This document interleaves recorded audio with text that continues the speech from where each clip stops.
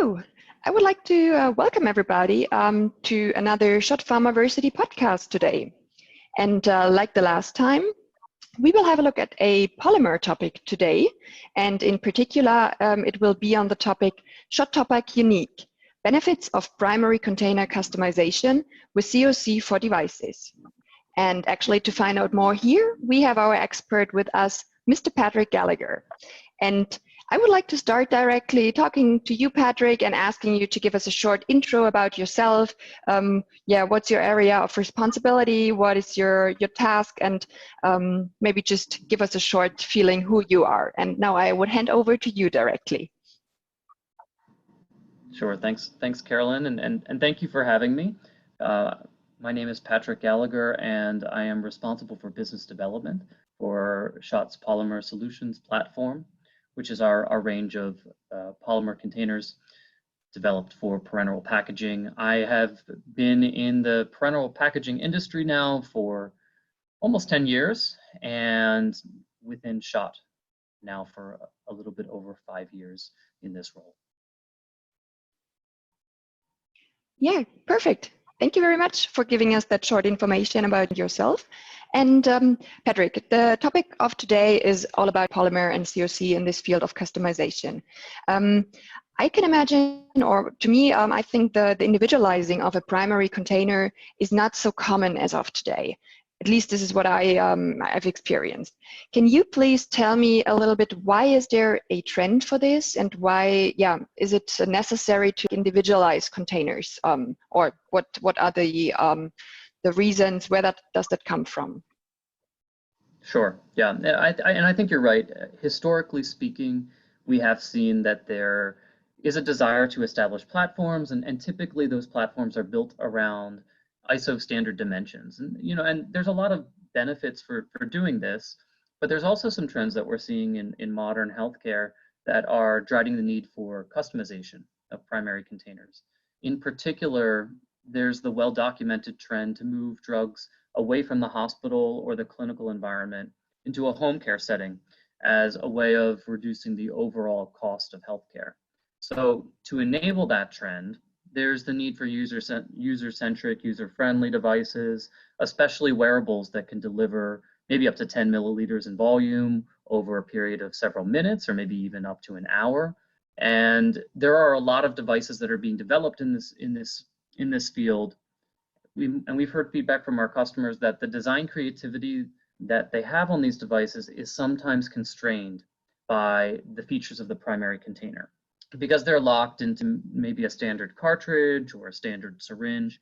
They can't achieve all of the unique features that they would like to develop in their device. So based on that market feedback, we determined that there is a need for flexible and rapid customization capabilities to produce individualized primary containers. So that's kind of the baseline for why our focus is providing these individualized or customized solutions for primary containers. Okay, yeah, thanks for that explanation. I think that's very clear. So, and the design freedom, I think, then is a very big part here as well.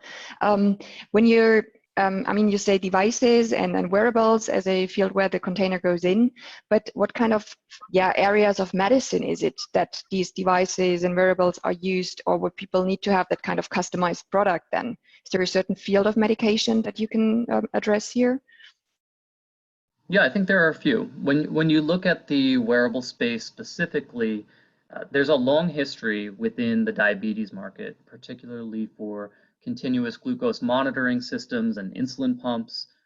There's been a long history established here, but now there are more and more technologies that are being developed as closed loop systems, where the device can not only monitor the insulin levels of the patient, but also then respond with the appropriate medication to stabilize insulin levels. Basically an artificial pancreas. So that's one area where there is some really innovative device design that may require primary container customization in the future. The other major area that we're seeing a lot of these trends develop is on the oncology side, where you have more and more drugs that are being now reformulated from maybe an IV administration to subcutaneous. And they're typically more highly concentrated because of that. They're highly viscous. And yes, they're subcutaneous injections that have to be administered through a wearable device. Because of the highly sensitive nature of these products and the different functional requirements that they place on the device, these could also be potential primary targets for customization of the primary container. Wow, it's a very broad field then of applications that you can address with that. And if I imagine it to have the primary container in the device and wearables, I can imagine there are certain requirements a primary container might need to have, and which has not been there before maybe. And also, I mean, we know the glass packaging and glass containers. Is there kind of a benefit for either glass or polymer in this case? Yeah, so I think that you're right. There are quite a few different requirements for primary containers in the wearable devices. If I were to cluster them into different categories, I'd say you have the category of keeping the drug stable.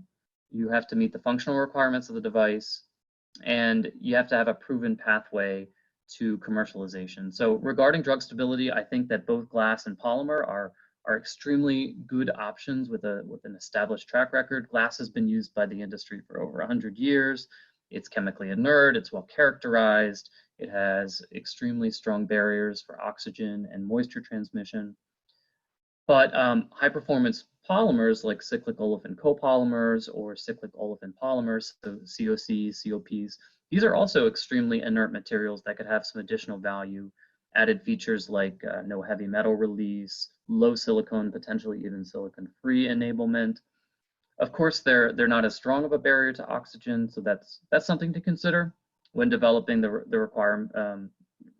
right system for the requirements of the drug. And then on the functionality side, you need to have a design that interfaces well with the unique features of the device and a material that minimizes breakage, so something that's a break-resistant container. In this case, I think the added material strength of polymer can be a benefit for the functionality that's required for the device. And then lastly, it's important, I think, that you not only have a full system, but also one that has an established regulatory pathway with the full documentation that's needed for combination products. So a design history file, and I think that glass is again a gold standard that has been used by industry for a long time, but we're seeing that polymer is also rapidly increasing in the regulatory acceptance. So in the case of SCHOTT's TOPPAC cyclic olefin copolymer syringes, we have now over 70 different drug approvals in 90 countries worldwide. So I would say that overall glass and polymer are both very good options, and there's not one container or one material that's better than another. It really depends on the specific drug and the specific usage requirements that allow you to select the appropriate material. Well, perfect. Thank you for giving us that overview on the material side. I actually want to come back to the device topic itself. I mean, you mentioned it and the fields like insulin, like the oncology area. To me, it sounds like this is all in the kind of a home care setting where people need to get the drug then outside of the typical clinical setting. And what I would be interested in, is there any kind of other field as well beside that home care setting market, I would say, that optimization or customization can be used for? Have you any kind of experience in other fields as well? Yeah, I mean, I think that is the largest driver towards customization, but there are quite a few other applications that may demand customization. And this is where the flexibility of injection molding for polymers can create some benefit, because it can allow for unique designs that could overcome some potential challenges.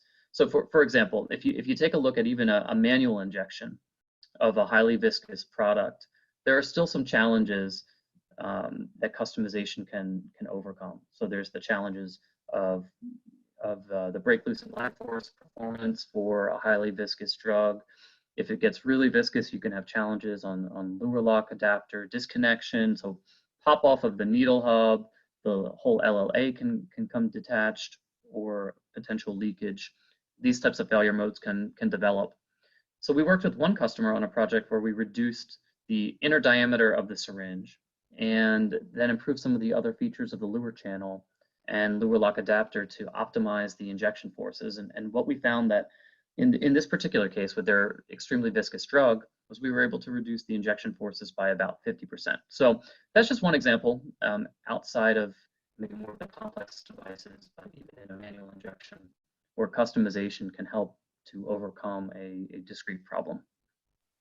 So it's really yeah, addressing a lot of different fields then, and you can really work into and improve a lot of different applications then, and situations that you can improve and help the healthcare professionals as well as the patients to get a better better product in the end, and an easier product. Yeah. What you just mentioned is mostly on the dimensions, the design flexibility as a very big advantage, I would say. When it comes to the customization, is it mostly that design flexibility in terms of the material, or would you say there's also other features or kind of other things that are relevant and can be customized next to the design itself? Right, yeah, I mean, so far you're right. I talked a bit more about the benefits of design customization, but yes, there are other features that could be customized that maybe could help improve drug stability or potentially provide additional benefits to the functionality of the system. So customization can include siliconization. You can change the amount of silicone, the amount of free silicone, the cross-link density. There's the potential for silicon-free solutions. So that's one form of customization. Another one would be changing the sterilization mode. Maybe you have different options like radiation, ethylene oxide, steam sterilization, and the list goes on. And that might be done in order to reduce extractables and leachables that could come out over the course of the shelf life. And then you have different attributes like dose lines or graduation markings that could be added to a container, utilizing functional labels that maybe have RFID enablement or additional barrier properties, or maybe even tamper evidence. So these are all different possibilities that you could explore with customization. And then lastly, when you think about the full system, which includes components like tip caps, plunger rods, plungers, backstops, there's the potential to improve the compatibility of the system with the product, with the drug, or to maybe enhance the ergonomics of the system. So I think that ultimately there's a lot of different levers that we have when it comes to creating a device that's very user-centric and meets the requirements of the drug. And it's with the ultimate goal of providing the most patient-centric device that we can. Oh, wow, I wasn't expecting that many different things that you can really customize here, but that sounds like a super flexible approach to me then. And honestly, if I think about that many different features and parts of the device and the syringe or the container, I can imagine the development of such a customized or unique container in this case. It could take quite a while. It could be quite hard to develop it and to individualize it, and then the process could be taking quite a lot of efforts and time in total. Is there any particular process you handle such development projects itself? Right. I mean, yes, that is the typical trade-off that you have with customization, is that when you hear that, it normally takes a long time to do that development. So that was one of the problems that we saw early on as we developed this approach. And we knew that in order to really make this work and bring some benefit, we had to create a pathway of customization that would first be quick, and second of all, reduce the cost up front as much as possible. So what we did with this is we came up with what we're calling a 4-stage sampling process.